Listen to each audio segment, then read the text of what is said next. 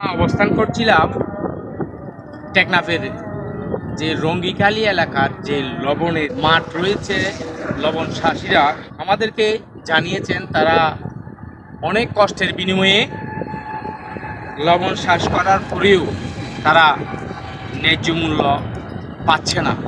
এখন তো আমাদের এখানে লবণের দাম এখন সস্তা হয়ে গেছে, অনেক কষ্টে আছি।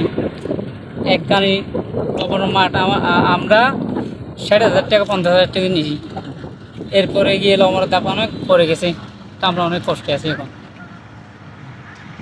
মনে করেন একটা 3খানি মাঠের মধ্যে একটা আইলার লাগে, একটা আইলার বেতন হচ্ছে আপনার 1,90,000 টাকা।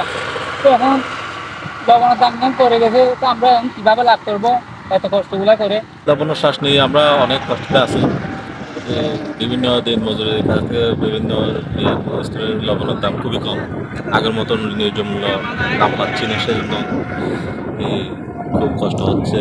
আর বিভিন্ন ধরনের বেতন আছে, লেবার মজুর যারা আছে তারা কষ্টতে আছে।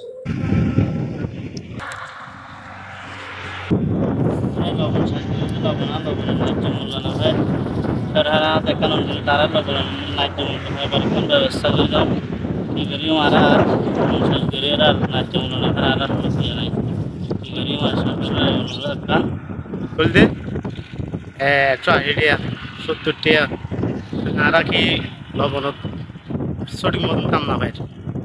তুলি ইয়ার পরে যায় রে, কিন্তু সপ্তাহখানিক আগে 380, ইয়ার পরে যায় আবার দাম পড়ি আর এখন সঠিক মতন দাম না হয়। এখন আর আপন লবণের দাম বেশি কমে গিয়ে